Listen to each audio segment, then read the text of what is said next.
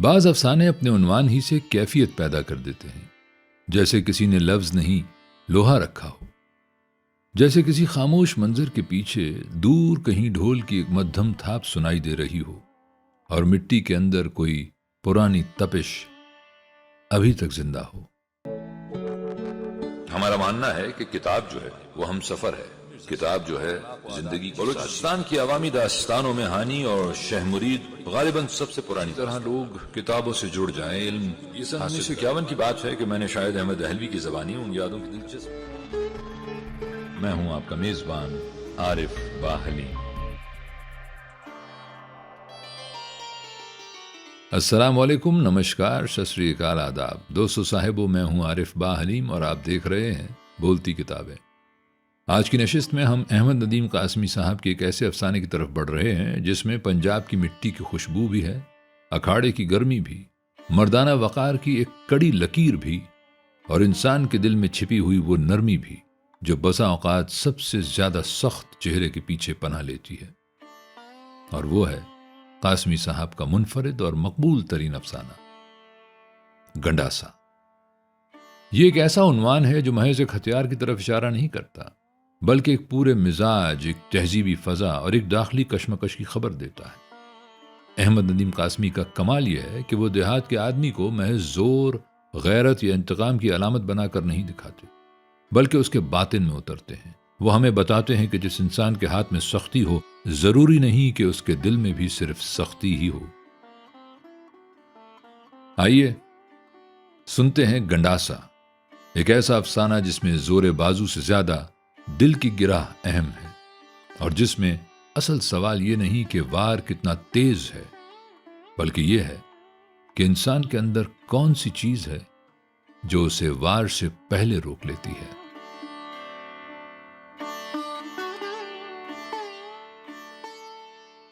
अखाड़ा जम चुका था। तरफैन ने अपनी अपनी चौकियां चुन ली थीं।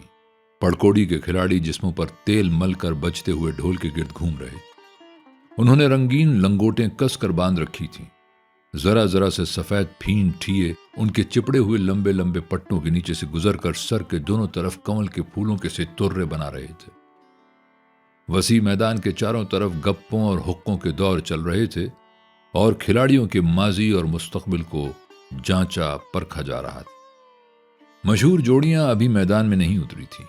ये नामवर खिलाड़ी अपने दोस्तों और अकीदतमंदों के घेरे में खड़े इस शिद्दत से तेल चिपड़वा रहे थे कि उनके जिस्मों को ढलती धूप की चमक ने बिल्कुल तांबे का सा रंग दे दिया था। फिर ये खिलाड़ी भी मैदान में आए। उन्होंने बजते हुए ढोलों के गिर्द चक्कर काटे और अपनी अपनी चौकियों के सामने नाचते कूदते हुए भागने लगे। और फिर आनंद फानंद सारे मैदान में एक सरगोशी भंवर की तरह घूम गई। मौला कहां है? मौला ही का खेल देखने तो ये लोग दूर दराज के देहात से खिंचे चले आए थे। मौला का जोड़ीवाल ताजा भी तो नहीं। दूसरा भंवर पैदा हुआ। लोग पूर्वी चौकों की तरफ तेज तेज कदम उठाते बढ़ने लगे। जमा हुआ पड़ टूट गया। मुंतजिमीन ने लंबे लंबे बैदों और लाठियों को जमीन पर मार मार कर बढ़ते हुए हुजूम के सामने गर्द का तूफान उड़ाने की कोशिश की। पड़ का टूटना अच्छा शगुन न था, मगर जब ये सरगोशी उनके कानों में भी पहुंची तो वो भी हुजूम के साथ हो लिए। और फिर इतने में जैसे मैदान में सेरों बारूद भरा हुआ एक गोला एक चकरा देने वाले धमाके से फट पड़ा। हर तरफ सन्नाटा छा गया। लोग पड़ की चौकोर हदों की तरफ वापस जाने लगे। मौला अपने जोड़ीवाल ताजे के साथ मैदान में आ गया। उसने फुंदनों और डोरियों से सजे और लदे हुए ढोल के गिर्द बड़े वकार से 3 चक्कर काटे और फिर ढोल को पोरों से छूकर या अली का नारा लगाने के लिए हाथ हवा में बुलंद किया ही था कि एक आवाज ढोलों की धमाधम चीरती फाड़ती उसके सीने पर गंडासा बनकर पड़ी। मौले, ऐ मौले बेटे, तेरा बाप कत्ल हो गया। मौला का उठा हुआ हाथ सांप के फन की तरह लहरा गया और फिर एकदम जैसे उसके कदमों में पहिए निकल आए। और रंगे ने तेरे बाप को उधेड़ डाला है गंडासे से। उसकी मां की आवाज ने उसका ताक्कुब किया। पड़ टूट गया। ढोल रुक गए। खिलाड़ी जल्दी जल्दी कपड़े पहनने लगे। हुजूम में अफरा तफरी पैदा हुई और फिर भगदड़ मच गई। मौला के जिस्म का तांबा गांव की गलियों में कूंदते बखेरता उड़ा जा रहा था। बहुत पीछे उसका जोड़ीवाल ताजा अपने और मौला के कपड़ों की गठरी सीने से लगाया आ रहा था, और फिर उसके पीछे एक खौफजदा हुजूम था। जिस गांव में किसी शख्स को नंगे सर फिरने का हौसला ना हो सकता था, वहां मौला सिर्फ एक गुलाबी लंगोट बांधे पनहारियों की कतारों, भेड़ों बकरियों के रेवड़ों को चीरता हुआ लपका जा रहा था। और जब वो रंगे की चौपाल के बिल्कुल सामने पहुंचा तो सामने एक और हुजूम में से पीर नूर शाह निकले और मौला को ललकार कर बोले, रुक जा मौले। मौला लपका गया, मगर फिर एकदम जैसे उसके कदम जकड़ लिए गए और वो बुत की तरह जम कर रह गया। पीर नूर शाह उसके करीब आए और अपनी पाठदार आवाज में बोले, तू आगे नहीं जाएगा मौले।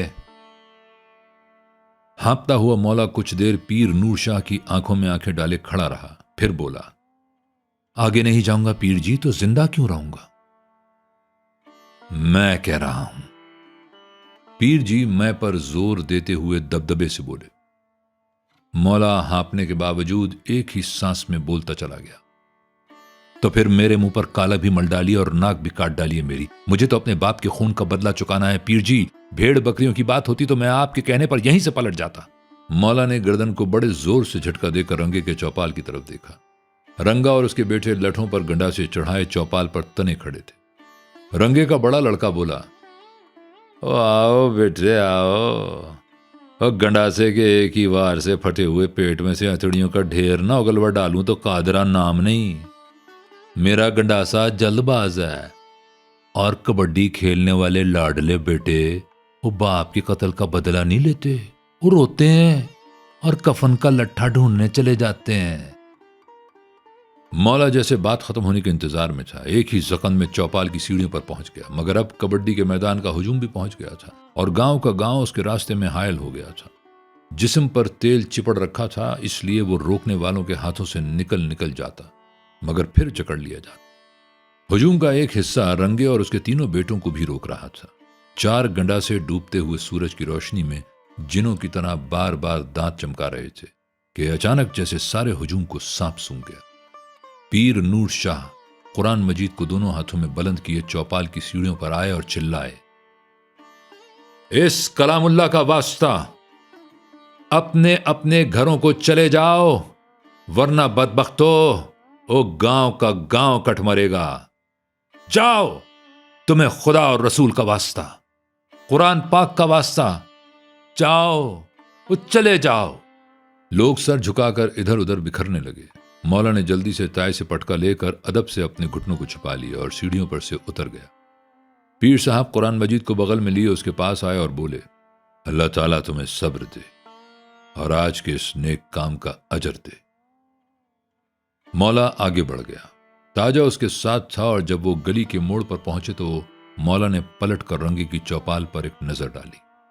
तुम तो रो रहे हो मौले, ताजे ने बड़े दुख से कहा, और मौला ने अपने नंगे बाजू को आंखों पर रगड़ कर कहा, तो क्या अब रोऊं भी नहीं? वो लोग क्या कहेंगे? ताजे ने मशवरा दिया। हां ताजे, मौला ने दूसरी बार बाजू आंखों पर रगड़ा, मैं भी तो यही सोच रहा हूं कि लोग क्या कहेंगे।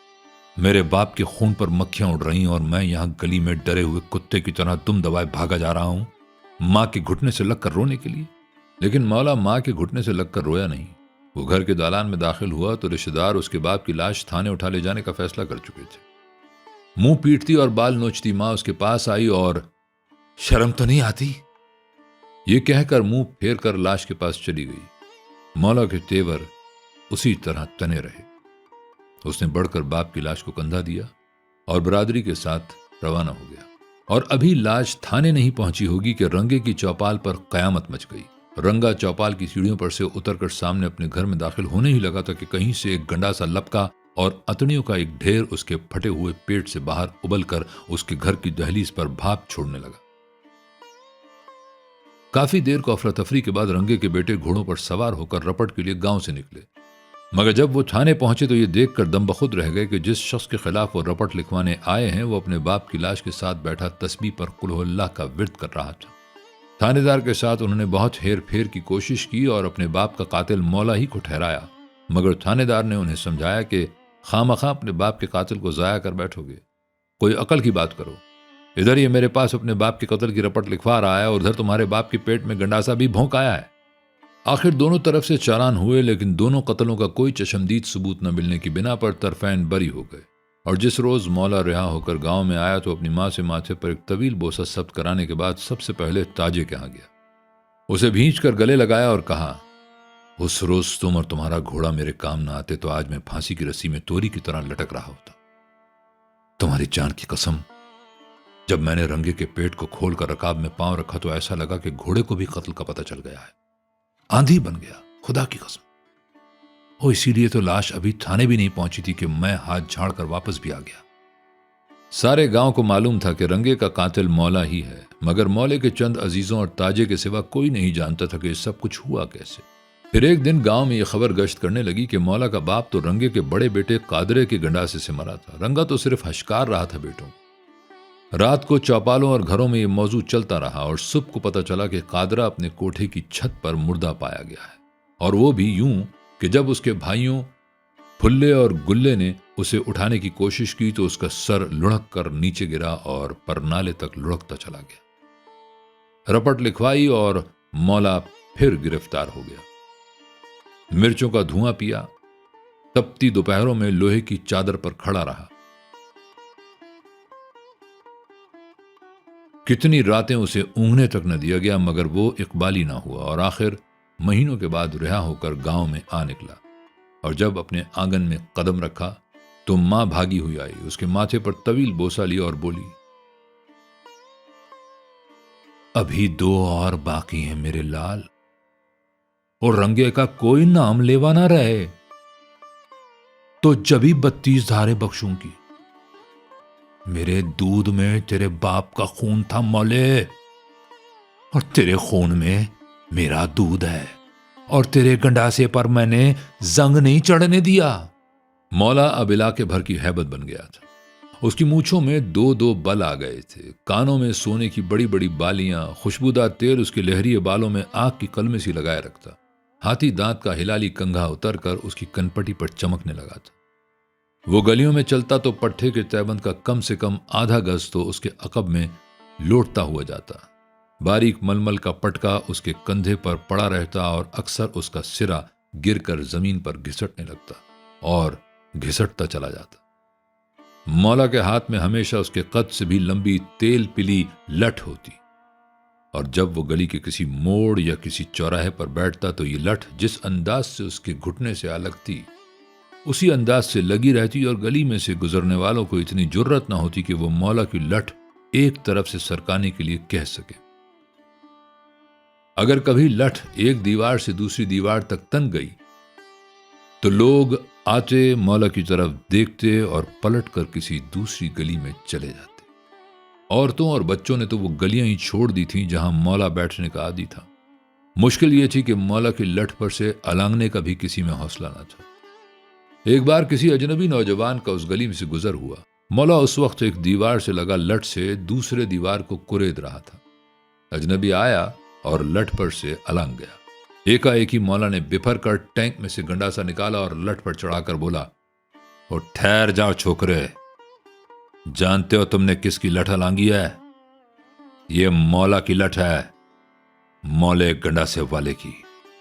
नौजवान मौला का नाम सुनते ही यकलख्त जर्द पड़ गया और हौले से बोला, मुझे पता नहीं था मौले। मौला ने गंडासा उतार कर टैंक में उड़स लिया और लठ के एक सिरे को नौजवान के पेट पर हल्के से दबाकर बोला,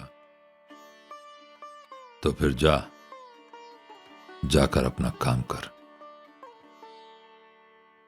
और फिर वो लठ को यहां से वहां तक फैलाकर बैठ गया।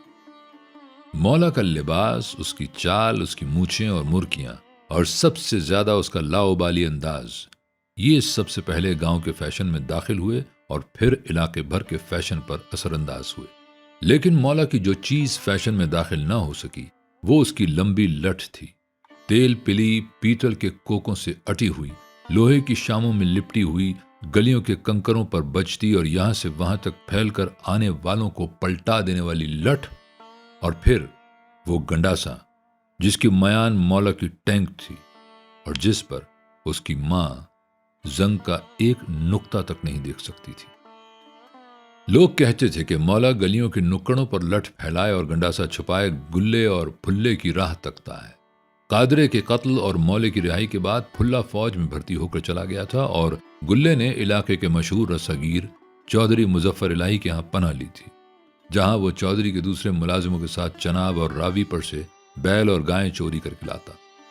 चौधरी मुजफ्फर उस माल को मंडियों में बेचकर अमीरों, वजीरों और लीडरों की बड़ी बड़ी दावतें करता और अखबारों में नाम छपवाता, और जब चनाब और रावी के खोजी मवेशियों के खुरों के सुराख के साथ साथ चलते चौधरी मुजफ्फर के कस्बे के करीब पहुंचते तो जी में कहते, वो हमारा माथा पहले ही ठनका था।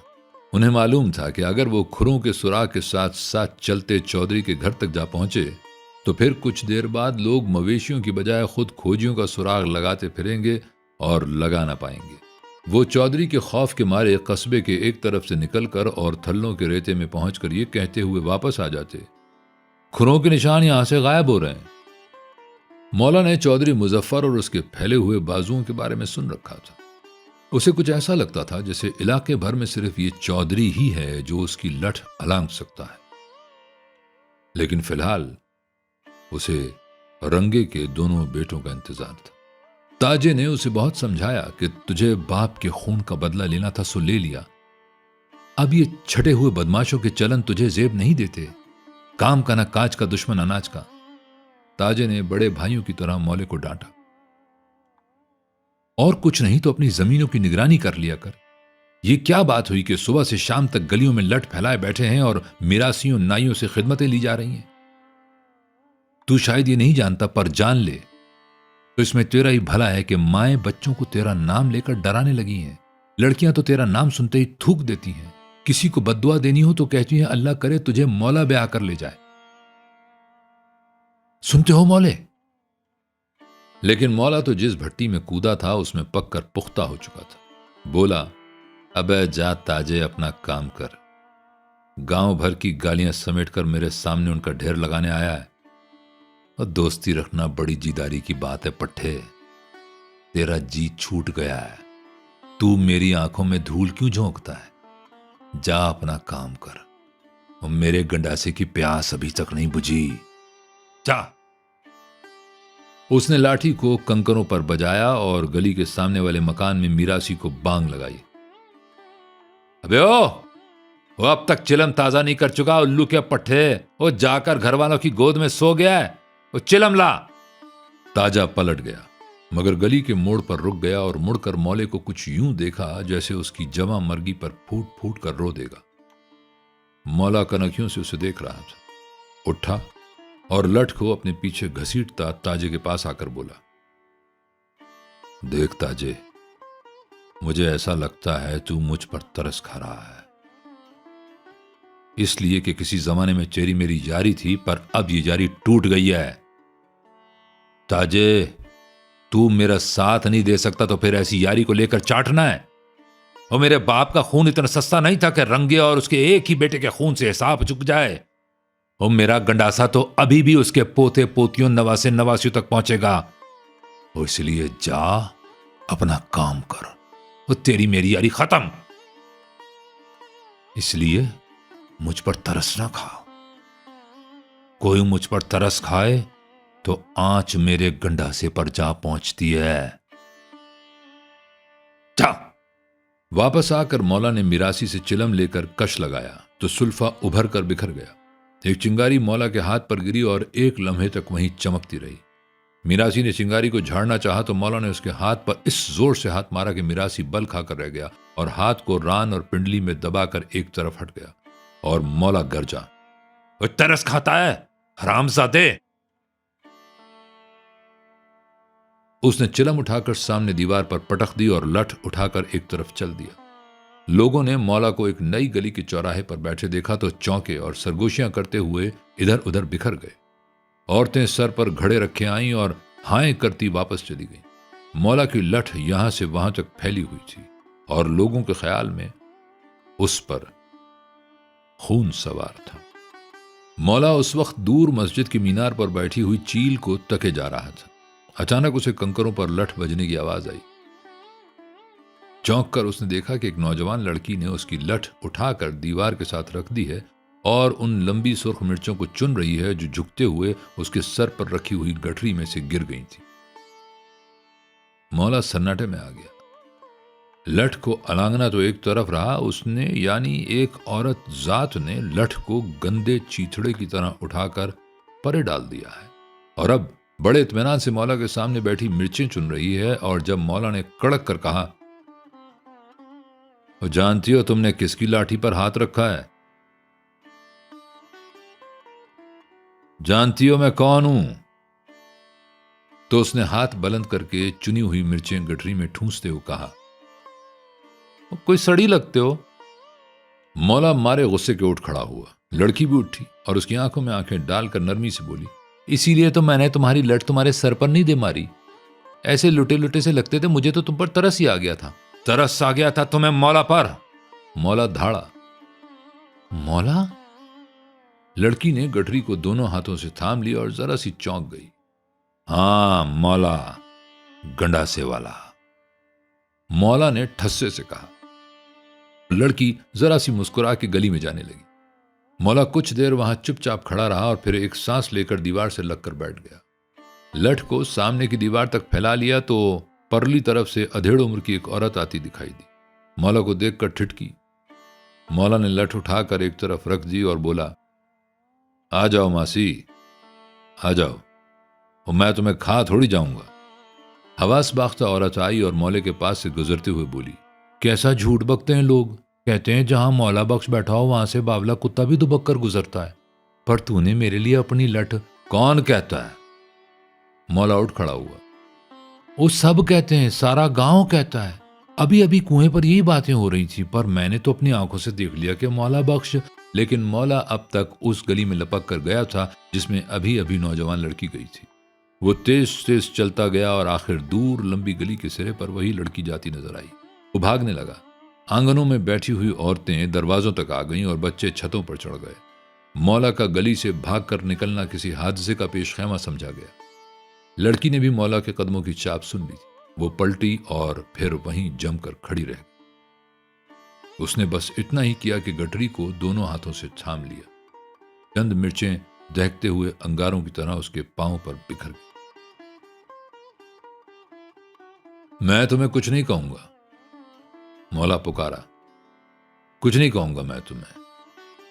लड़की बोली, मैं डर के नहीं रुकी, डरे मेरे दुश्मन। मौला रुक गया, फिर हौले हौले चलता हुआ उसके पास आया और बोला, बस इतना बता दो, तुम हो कौन? लड़की जरा सी मुस्कुरा दी। अकब से किसी बुढ़िया की आवाज आई, ये रंगे के छोटे बेटे की मंगेतर राजो है मौला बख्श। मौला आंखें फाड़ फाड़ कर राजो को तकने लगा। उसे राजो के पास रंगा और रंगे का सारा खानदान खड़ा नजर आया।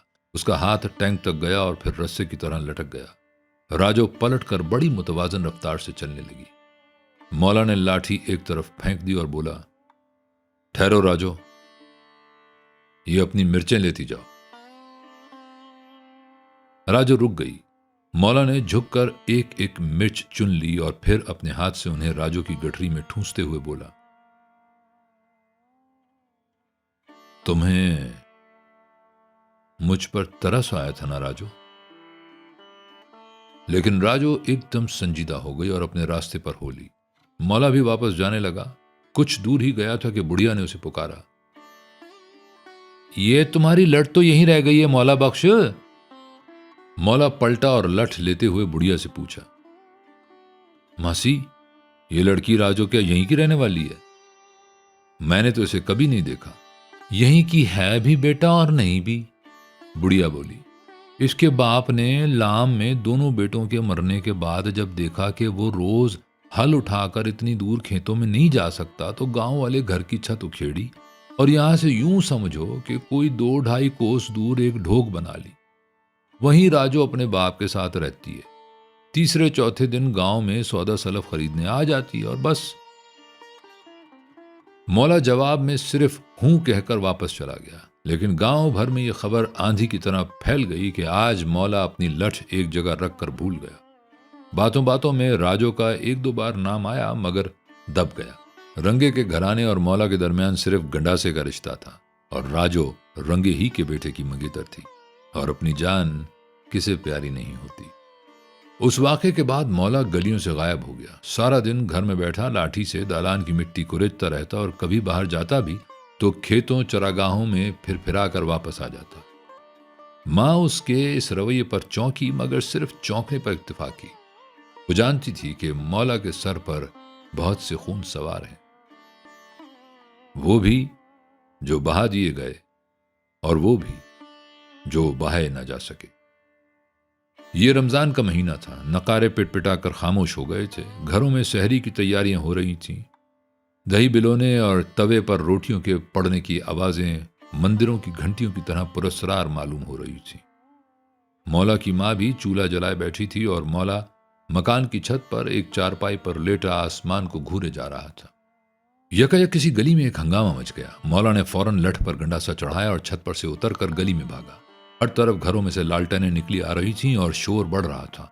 वहां पहुंचकर मौला को मालूम हुआ कि 3 मुसाफिर जो नेजों बर्छियों से लैस थे, बहुत से बैलों और गाय भैंसों को गली में से हकाए लिए जा रहे थे कि चौकीदार ने उन्हें टोका और जवाब में उन्होंने चौकीदार को गाली देकर कहा कि यह माल चौधरी मुजफ्फर इलाही का है। ये गली तो खैर एक जलील से गांव की गली है, चौधरी का माल तो लाहौर की ठंडक सड़क पर से भी गुजरे तो कोई उफ न करे। मौला को कुछ ऐसा महसूस हुआ जैसे चौधरी मुजफ्फर खुद बनफसे नफीस गांव की इस गली में खड़ा उससे गंडासा छीनना चाहता है। कड़क कर बोला, चोरी का यह माल मेरे गांव से नहीं गुजरेगा, चाहे यह चौधरी मुजफ्फर का हो या चाहे लाट साहब का। यह माल छोड़कर चुपके से अपनी राह लो और अपनी जान के दुश्मन ना बनो। उसने लठ को झुकाकर गंडासे को लालटेनों की रोशनी में चमकाया। जाओ। मौला घिरे हुए मवेशियों को लठ से एक तरफ हकाने लगा। जाकर कह दो अपने चौधरी से कि मौला गंडासे ने तुम्हें सलाम भेजा है और अब जाओ अपना काम करो। मुसाफिरों ने मौला के साथ सारे हुजूम के बदले हुए तेवर देखे तो चुपचाप खिसक गए। मौला सारे माल को अपने घर ले आया और सहरी खाते हुए मां से कहा कि ये सब बेजबान हमारे मेहमान हैं, इनके मालिक परसों तक आ निकलेंगे कहीं से, और गांव की इज्जत मेरी इज्जत है मां। मालिक दूसरे ही दिन दोपहर को पहुंच गए। ये गरीब किसान और मज़ारे कोसों की मुसाफतें तय करके खोजियों की नाजबरदारियां करते यहां तक पहुंचे थे और ये सोचते आ रहे थे कि अगर उनका माल चौधरी के हल्का असर तक पहुंच गया तो फिर क्या होगा। और जब मौला उनका माल उनके हवाले कर रहा था तो सारा गांव बाहर गली में जमा हो गया था और उस हुजूम में राजो भी थी। उसने अपने सर पर एंडुआ जमाकर मिट्टी का एक बर्तन रखा हुआ था और मुंतशिर होते हुए हुजूम में जब राजो मौला के पास से गुजरी तो मौला ने कहा, आज बहुत दिनों के बाद आई हो राजो। क्यों? उसे कुछ यूं कहा जैसे मैं किसी से डरती थोड़ी हूं, ये तासुर पैदा करना चाहती हो। मैं तो कल आई थी और परसों और तरसों भी। तरसों थूम प्याज खरीदने आई, परसों बाबा को हकीम के पास लाई, कल वैसे ही आ गई और आज ये घी बेचने आई हूं। कल वैसे ही क्यों आ गई? मौला ने बड़े इश्तियाक से पूछा। वैसे ही, बस जी चाहा आ गए, सहेलियों से मिले और चले गए। क्यों? वैसे ही, मौला ने बुझ कर कहा। फिर एकदम से उसे ख्याल आया, ये घी बेचोगी? हाँ, बेचना तो है, पर तेरे हाथ नहीं बेचूंगी। क्यों? तेरे हाथों मेरे रिश्तेदारों का खून है। मौला को एकदम ख्याल आया कि वो अपनी लठ को दालान में और गंडासे को बिस्तर तले रखकर भूल आया है। उसके हाथों में चुल सी होने लगी। उसने गली में से कंकर उठाया और उसे उंगलियों में मसलने लगा। राजो जाने के लिए मुड़ी तो मौला एकदम से बोला, देखो राजो, मेरे हाथों पर खून है ही और इन पर अभी जाने कितना और खून चढ़ेगा, पर तुम्हें घी बेचना है और मुझे खरीदना है। मेरे हाथ ना बेचो, मेरी मां के हाथ बेच दो। राजो कुछ सोचकर बोली, चलो आओ। मौला आगे आगे चलने लगा। जाते जाते जाने उसे क्या वहम गुजरा कि राजो उसकी पीठ और पट्टों को घूरे जा रही है।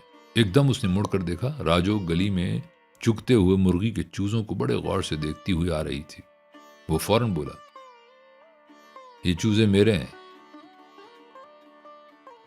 होंगे, राजो बोली। मौला अब आंगन में दाखिल हो चुका था। बोला, मां, ये सब घी खरीद लो, मेरे मेहमान आने वाले हैं थोड़े दिनों में। राजो ने बर्तन उतार कर उसके दहाने पर से कपड़ा खोला ताकि बुढ़िया घी सूंघ ले, मगर वो अंदर चली गई थी तराजू लेने और मौला ने देखा कि राजो की कनपटियों पर सुनहरे रुएं हैं। उसकी पलकें यूं कमानी की तरह मुड़ी हुई हैं, जैसे उठेंगी तो उसकी भवों को मस कर लेंगी, और उन पलकों पर गर्द के जर्रे हैं, और उसके नाक पर पसीने के नन्हे नन्हे सुई के नाके से कतरे चमक रहे हैं, और नथनों में कुछ ऐसी कैफियत है जैसे घी के बजाय गुलाब के फूल सूंघ रही हो। उसके ऊपर होंठ की नाजुक मेहराब पर भी पसीना है, और ठोड़ी और निचले होंठ के दरमियान एक तिल है जो कुछ यूं उचटा हुआ लग रहा है जैसे फूंक मारने से उड़ जाएगा।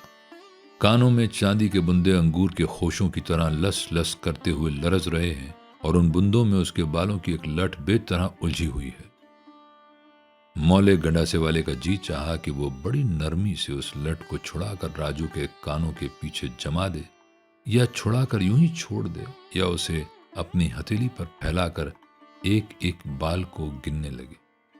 मां तराजू लेकर आई तो राजू बोली, पहले देख ले मासी, रगड़ के सूंघ ले, आज सुबह ही को ताजा ताजा मक्खन गरम किया था, पर सूंघ ले पहले। ना बेटी, मैं तो ना सूंघूंगी, मां ने कहा, मेरा तो रोजा मकरू होता है। फिर वो राजू को घूर घूर के देखने लगी और कुछ देर के बाद बोली, वो तो फिर जा। मां ने तराजू उठाकर एक तरफ पटक दी। तुझे हौसला कैसे हुआ मेरे यहां कदम धरने का? वो रिश्ता कत्लों का और सौदा देगी घी का, जा। फिर वो मौला की तरफ मुड़ी। जिन पर गंडासे चलाने उनसे घी का लेन देन नहीं होता मेरी जान, ये गुल्ले की मंगेतर है, गुल्ले की, रंगे के बेटे की। राजो, जिसका चेहरा कानों तक सुर्ख हो गया था, जल्दी से बर्तन पर कपड़ा बांधकर उठी और बोली, तुम्हारे सीनों में दिल है या खशखाश के दाने? मौला के मुंह पर जैसे एक तरफ उसकी मां ने और दूसरी तरफ राजो ने थप्पड़ मार दिया था। वो भिन्ना कर रह गया, और जब राजो चली गई तो जलती हुई दोपहर में ऊपर छत पर चढ़ गया और चारपाई पर लेट गया। वो यूं ही देर तक धूप में लेटा रहा, और जब उसकी मां उसे उठाने आई तो वो रो रहा था। तुम रो रहे हो मौले? उसने हैरान होकर पूछा, और मौला बोला, तो क्या अब रोऊं भी नहीं? मां चकरा कर उसके पास बैठ गई। वो बेटे के सवाल में अपने सवाल का जवाब ढूंढ रही थी। अब मौला घर में भी नहीं बैठता था, सारा सारा दिन लारी के अड्डे पर नूरे नाई के यहां पड़ा रहता। नूरे ने वहां चाय की दुकान खोल रखी थी। शाम से पहले जब लारी आती तो गांव भर के नौजवान और बच्चों का एक हुजूम लग जाता। सब नूरे की चाय पीते और ड्राइवर से शहरों की खबरें पूछते, और मौला उनसे अलग एक खटोले पर लेटा आसमान को घूरता रहता। अब लोग मौला के आदी हो चुके थे। वो उसके पास से हुक्का तक उठा लाते थे, मगर किसी को उसके लठ को छूने या अलांगने की जरूरत नहीं हुई, जो वहां खटोले के साथ लगी लारी के इंजन तक तनी रहती थी। फिर एक रोज जब शाम से पहली लारी आकर रुकी और उसमें से मुसाफिर उतरने लगे तो एकाएकी जैसे सारे अड्डे पर उल्लू बोल गया। लारी में से रंगे का बेटा गुल्ला उतरा, उसके पीछे 4 बड़े कदावर गबरू उतरे, और फिर पांचों एक तरफ जाकर कुछ बातें करने लगे। मौला इस सन्नाटे से चौंका और चारपाई पर उठकर बैठ गया। उसने देखा कि हुजूम सिमट कर नूरे की दीवार के साथ लग गया है, और सामने गुल्ला खड़ा उसकी तरफ इशारा कर रहा है। उसने तेजी से चारपाई पर से नीचे पांव लटकाया और टैंक में से गंडासा निकालकर लठ पर चढ़ा लिया। हुक्का लाना नूरे, वो पुकारा, और जर्द रू नूरा कांपते हुए हाथों से उसके पास हुक्का रखकर गड़ाप से दुकान के अंदर चला गया। अब पांचों नौवारिद लारी से कुछ फासले पर कतार में खड़े घूर घूर कर मौला को देखने लगे, जिसने बेपरवाही से एक लंबा कश लगाकर धुआं आसमान की तरफ उड़ा दिया। मौले, गुल्ले ने उसको ललकारा। ओ, मौला ने एक और कश लगाकर अब के धुआं गुल्ले की तरफ उड़ा दिया। हम तुमसे कुछ कहने आए हैं। कहो कहो। गंडासा एक तरफ रख दो, हम भी खाली हाथ हैं। लो, मौला ने लठ को एक तरफ गिरा दिया। पांचों आहिस्ता आहिस्ता उसकी तरफ बढ़ने लगे। हुजूम जैसे दीवार से चिमट कर रह गया। बच्चे बहुत पीछे हटकर कुम्हारों के आवे पर चढ़ गए थे। क्या बात है, मौला ने गुल्ले से पूछा। गुल्ला, जो अब उसके पास पहुंच गया था, बोला, तुमने चौधरी मुजफ्फर का माल रोका था? हां, मौला ने बड़े इत्मीनान से कहा। फिर? गुल्ले ने कनखियों से अपने साथियों को देखा और गला साफ करते हुए बोला, चौधरी ने तुम्हें उसका इनाम भेजा है और कहा है कि हम ये इनाम इन सारे गांव वालों के सामने तुम्हारे हवाले कर दें। इनाम? मौला चौंका। आखिर बात क्या है? गुल्ले ने तड़ाक से एक चांटा मौला के मुंह पर मारा और फिर बिजली की सी तेजी से पीछे हटते हुए बोला, यह बात है। तड़प कर मौला ने लठ उठाई। डूबते हुए सूरज की रोशनी में गंडासा शोले की तरह चमका। पांचों नौवारिद गैर इंसानी तेजी से वापस भागे, मगर गुल्ला लारी के परली तरफ कंकरों पर फिसल कर गिर गया। लपकता हुआ मौला रुक गया। उठा हुआ गंडासा झुका और जिस जाविये पर झुका था वहीं झुका रह गया। दम बखुद हुजूम दीवार से उचट उचट कर आगे आ रहा था। बच्चे आवे की राख उड़ाते हुए उतर आए। नूरा दुकान में से बाहर आ गया। गुल्ले ने अपनी उंगलियों और पंजों को जमीन में यूं गाड़ रखा था जैसे धरती के सीने में उतर जाना चाहता है। और फिर मौला, जो मालूम होता था कि कुछ देर के लिए सख्ते में आ गया है, एक कदम आगे बढ़ा, लठ को दूर दुकान के सामने अपने खटोले की तरफ फेंक दिया और गुल्ले को बाजू से पकड़कर बड़ी नरमी से उठाते हुए बोला, चौधरी को मेरा सलाम देना और कहना कि इनाम मिल गया है। रसीद मैं खुद पहुंचाने आऊंगा। उसने हौले हौले गुल्ले के कपड़े झाड़े, उसके टूटे हुए तुर्रे को सीधा किया और बोला, रसीद तुमको ही दे देता, पर तुम्हें तो दूल्हा बनना है अभी, इसलिए जाओ अपना काम करो। गुल्ला सर झुकाए हौले हौले चलता गली में मुड़ गया। मौला आहिस्ता आहिस्ता खाट की तरफ बढ़ा। जैसे जैसे वो आगे बढ़ रहा था वैसे वैसे लोगों के कदम पीछे हट रहे थे, और जब उसने खाट पर बैठना चाहा तो कुम्हारों के आवे की तरफ से उसकी मां चीखती चिल्लाती भागती हुई आई और मौला के पास आकर निहायत वहशत से बोलने लगी, तुझे गुल्ले ने थप्पड़ मारा और तू पी गया चुपके से। अरे तू तो मेरा हलाली बेटा था, और तेरा गंडासा क्यों ना उठा? और तूने। वो अपना सर पीटते हुए अचानक रुक गई और बहुत नर्म आवाज में, जैसे बहुत दूर से बोली,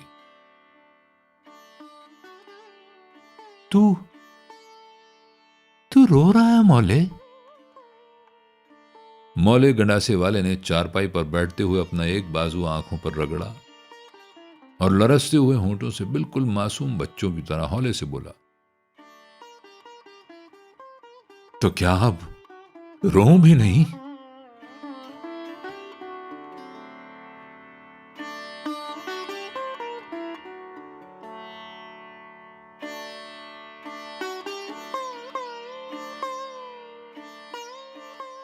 दोस्तों साहिबो, गंडासा अपने अख्तिताम पर आकर सिर्फ एक वाकया नहीं छोड़ता, एक तासुर छोड़ता है।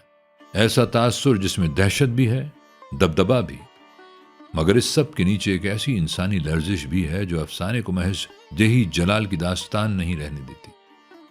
अहमद नदीम कासमी ने इस कहानी में जो कमाल दिखाया है वो यही है कि उन्होंने एक ऐसे किरदार को जिसे आसानी से महज कुव्वत और इंतकाम की अलामत बनाया जा सकता था, एक मुकम्मल इंसान के तौर पर हमारे सामने रखा।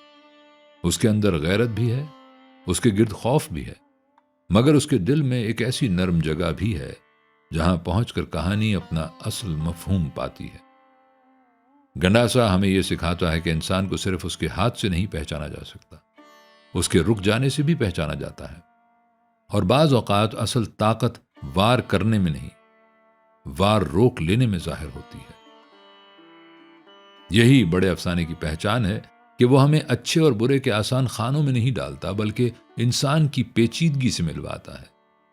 गंडासा भी इसी सबब याद रहता है कि इसमें मिट्टी की सख्ती के साथ दिल की धड़कन भी सुनाई देती है। अगर आपको ये पेशकश पसंद आई हो तो चैनल को जरूर सब्सक्राइब कीजिए, वीडियो को लाइक और शेयर कीजिए और कमेंट में बताइए कि अगली नशिस्त में आप किस अफसाने को सुनना चाहेंगे। मैं हूं आरिफ बा हलीम और आप देख रहे थे बोलती किताबें। सलामत रहें।